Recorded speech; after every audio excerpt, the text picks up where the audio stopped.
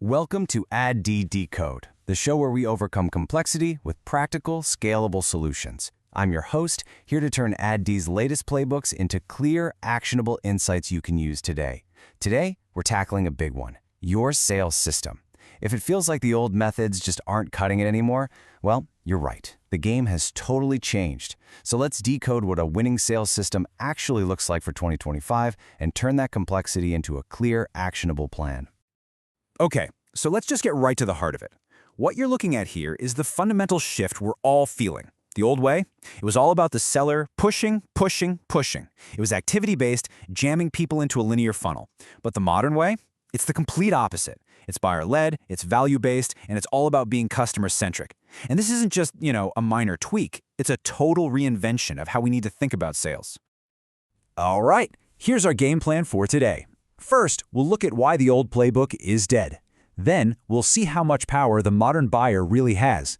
After that, it's all about the solution, starting with your customer, building a modern sales engine, and finally, breaking it down into 3 key phases: awareness, attraction, and conversion. Let's get into it. All right, Section 1, the outdated sales playbook. Let's really dig into why the traditional methods are just, failing. So, what does this old way actually look like in practice? Well, you know the drill. It's all about cold calls and mass emails. Just a numbers game, right? The seller pushes and the buyer resists. It's this constant battle. You've got these rigid, linear funnels that nobody actually follows in real life. And success, it's measured by activity. How many calls did you make? Not by actual results. It's a system built for the seller, not the buyer. And that's the core problem. And the consequences of this? They're pretty brutal, to be honest. Your sales teams get completely burned out. I mean, who wouldn't? Buyers get frustrated and annoyed, which, by the way, trashes your brand reputation. The crazy part is, sales cycles actually get longer because people are doing everything they can to avoid your reps. And it all leads to the bottom line: lost revenue. Because buyers are just going to go find a competitor who helps them instead of hassles them. Okay, Section 2, the modern buyer's power. Look, this isn't just a theory or a gut feeling. The market has shifted, and we have got the data to prove it. Check this out. A whopping 75%. That's 3 out of every 4 of your potential customers who would prefer a totally rep-free buying experience. They want to do their own research on their own time. They want control, and they're not asking for it, they're taking it. And don't think this is just for small purchases. We're talking about big-ticket items. Almost 40% of high-value deals are now being closed completely remotely. No face-to-face meetings, no handshakes. It just goes to show you that trust can absolutely be built digitally. So what's powering this whole shift? It's technology, of course. And here's the kicker. Companies that are actually leaning into this, using AI in their sales process, are outperforming their peers by 83% in revenue growth. That's huge. They're not fighting the current, they're riding the wave. So when you look at all that data, the takeaway is just staring you in the face. Your job isn't to drag buyers into your funnel anymore. Your job is to show up where they already are. Be there consistently, be helpful, and come with proof. Which brings us to Section 3, start with your customer. This is where we pivot from the problem to the solution. And the foundation of any modern sales system isn't your product or your process, it's your customer.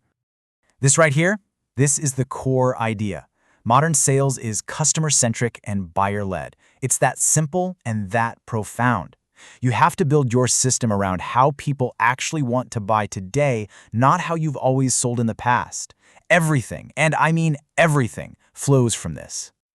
But customer-centric is a nice buzzword. How do you actually do it? Well, you start by getting crystal clear on who that customer is.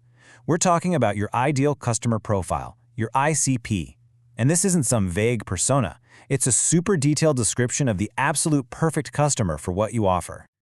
You've got to ask the right questions. What are their demographics? Sure, but more importantly, how do they behave? What are their real pains, and what do they really want to achieve? Where do they hang out online? What makes them finally decide to buy something? When you can answer these questions, you don't just have a profile, you have a roadmap for your entire sales and marketing strategy. Okay, Section 4. The modern sales engine. Once you know your customer, really know them, then you can start building the machine that's designed to serve them. So, how do we turn this idea into a repeatable system? It's a 4-step process. Step 1. You have to understand their actual journey, not the one you wish they'd take. Step 2. Along that journey, you identify the value moments, the key points where you can actually be helpful. Step 3. You build the systems to support those moments, the right content, the right tools, and finally, Step 4. You measure and optimize based on what's working. It's a cycle. And this whole engine, this whole system, is built on 3 core phases. And let me be clear, these are not funnel stages. This isn't your old-school linear funnel. These are phases of the buyer's journey: awareness, attraction, and conversion. All right, on to our final section, number 5, awareness, attraction, conversion. Let's break down what each of these actually means and what you need to do in each phase. First up, phase 1, awareness. The goal here is simple, but it's so important. It's just to make sure your ideal customers know you exist.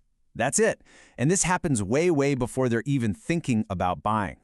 How do you do it? You've got to be present in their spaces, the communities they're in, the events they attend. You leverage thought leadership, sharing real insights, not just droning on about product features. And you pay attention to intent signals. What are they searching for? What are they downloading? That tells you what they care about, so you can show up with relevant proof. Yeah, this really sums it up perfectly. Awareness isn't about shouting louder than everyone else. It's about showing up in the right places with the right proof. It's a shift from interrupting their day to integrating into their world. Okay, so they know who you are. Now what? We move to phase 2, attraction. The goal here is to turn that passive awareness, oh yeah, I've heard of them, into active interest. You've got to get them to lean in. And you do that by creating what we call magnet content. Things that are so valuable, they can't help but be drawn to it. Think killer guides, webinars that actually teach something, useful tools. Then you personalize it for their role or their industry. The idea is to get a little micro-commitment. They download something, they answer a poll. That's the signal they're interested. And this is so key. Attraction is all about giving them reasons to lean forward. You're not asking for the sale. You're not even asking for a meeting yet. You're just making them curious. Because curiosity, that's the bridge that gets you to a real conversation. And that bridge leads us right here to phase 3, conversion. Now that they're curious and engaged, your job is to help them confidently move toward making a decision. So what does that look like?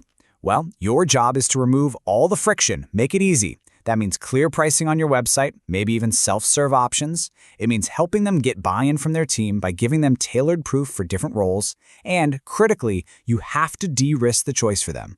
Offer trials, pilots, guarantees, whatever it takes to make them feel safe.